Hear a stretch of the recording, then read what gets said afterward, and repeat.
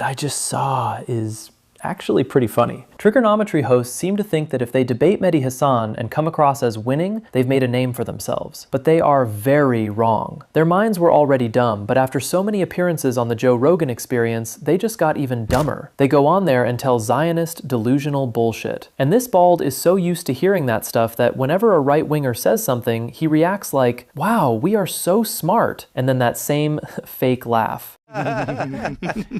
So how... Well, Trigonometry guys badly regretted it after inviting Mehdi Hasan. And I'm pretty sure after the Mehdi Hasan debate, they will think hundreds of times before inviting a real person to their show. And 52% of Americans think the Epstein files was one of the reasons Trump went to war. You might think mad conspiracy theory. A majority of Americans believe that is one of the reasons he went to war. So I think it's a mix of things. Israel obviously played a big role in that. And I think now he's in it, he's doubling down, tripling down. He could just declare victory. People like Tucker Carlson have called him or called proxies of his and said, just say mission accomplished and go home. Just say I killed Khamenei, I degraded their military, blah, blah, blah, and go home like you did last year after the 12-day war. He won't do it. He's quadrupling down as we speak. So why do you think that is? If we're going to spend an hour doing psychoanalyzing Trump, it's going to be difficult. I think he is someone who does not want to accept defeat. The worst thing in his life is to be a loser. The guy doesn't accept he lost a 2020 election, still ranting on about that. The idea that he would lose to the Iranians, and he is losing right now, let's just be very clear.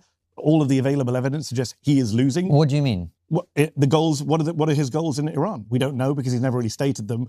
But if it's destroying Iran, he's failed. He posted a couple of weeks ago, I've destroyed 100% of Iran's military capability. Okay, then what are we watching every day land on Gulf countries? What are we watching happening in the Strait of Hormuz? He's alienated his allies. Iran's nuclear enrichment, whatever they have still left over, they still have. They're still hitting Gulf countries. Gulf countries are furious. So I think he's losing. And, you know, people like, strategic experts will point out that a country like Iran wins simply by surviving, right? Because they're the weaker, smaller power. So I think he's in a bad state. I don't think he's going to give up because he can't handle the defeat. And by the way, it's a US-Israeli war, right? And a lot of people have pointed out that the US and Israeli interests are not the same. Our strategic interests are not Israel. That's very clear that they're not. And I think that divergence is one of the reasons people keep saying, Israel tricked Trump into this war. But, bullied, I think one of your guests on your show recently talked about how he bullied him. And that's where they lose me because I don't understand what the supposed mechanism is by which Israel bullies America. Well, I don't know about the word bully, but let me just say in terms of tricked or manipulated, okay. This is not a conspiracy theory. The beauty of these Republicans, and you're in DC, I know you're going to be speaking to Republicans, the only redeeming feature of the Republican Party right now, they just say the quiet part out loud. People like me don't need to speculate or come up with theory. They just say it. So Lindsey Graham told the Wall Street Journal that I went to Israel and Israel showed me intel that made me think we've got to go to war. That's bizarre. A United States senator went to a foreign government for intel. Then he says, I met with Netanyahu and I coached him, his words, not mine, on how to persuade Trump to get into this war. Again, bizarre that a United States senator and a foreign leader are discussing how they're going to coach, how they're going to persuade, manipulate a sitting president into war. So they're saying this stuff out loud. I'm not absolving Trump of responsibility, but nor am I saying Israel didn't play. Would we be in this war were it not for Israel? No, I think that's very clear. Of course. And by the way, if we stop the war tomorrow, just one last point, if Trump would say we're done, we're over, then one of the reasons I think he's not is because he's been told the Israelis aren't stopping.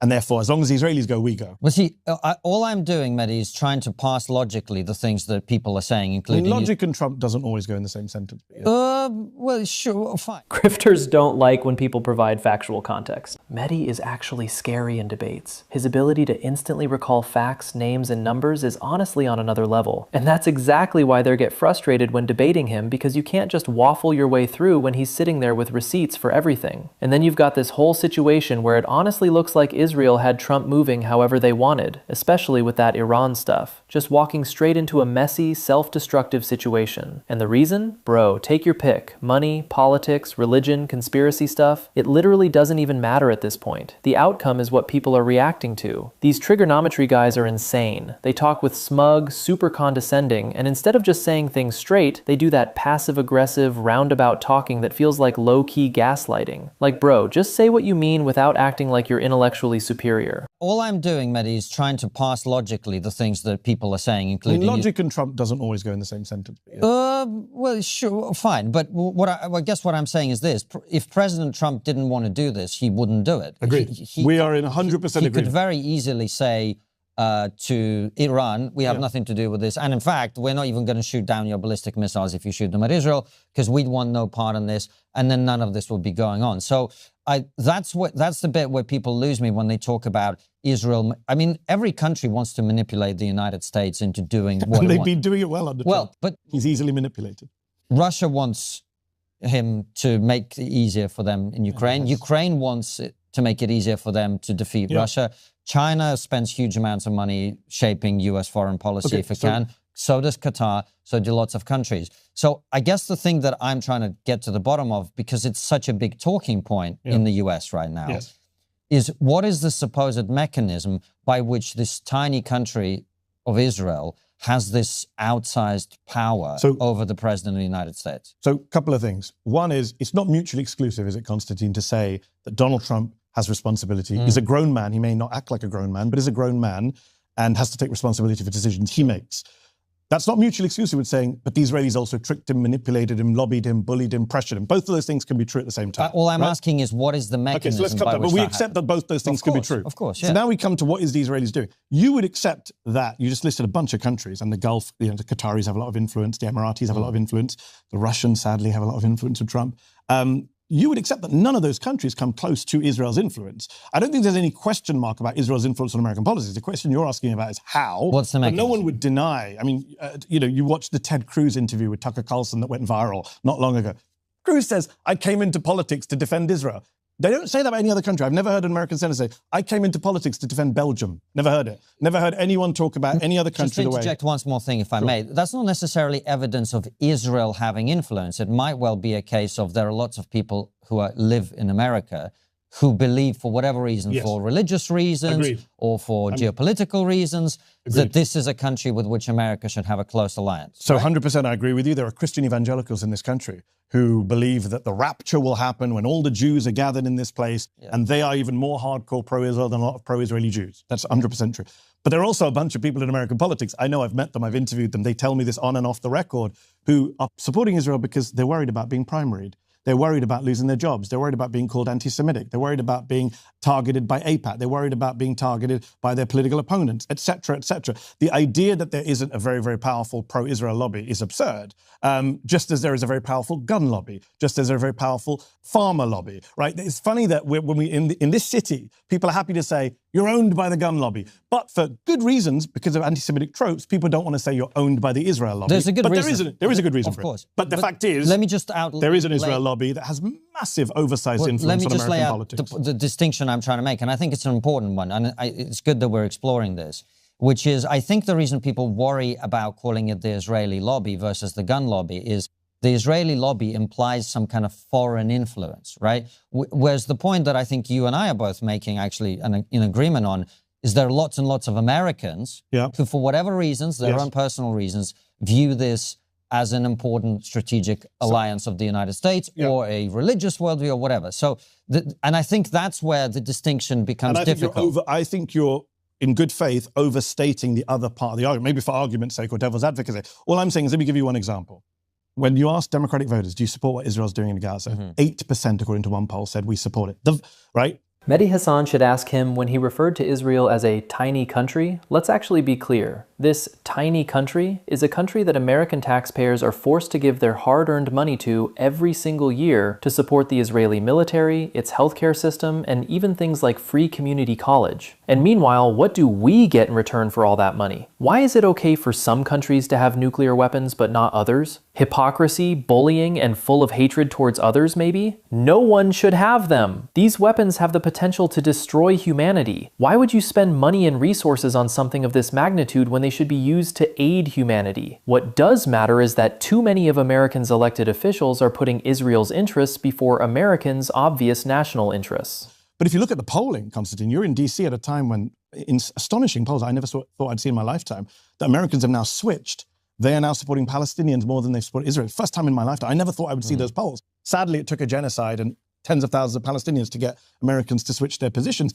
But again, if that doesn't translate into Congress, into the presidency, then you have to ask why. Do we have a democratic crisis? Well, 70% of Republicans support Israel over Republicans, but the American public, and the Republicans, independents and Democrats, but the Republicans are in power, so that would explain. But they should also respond to public opinion. It's not like when Democrats are about, they only follow the base. They spend their whole life chasing swing voters.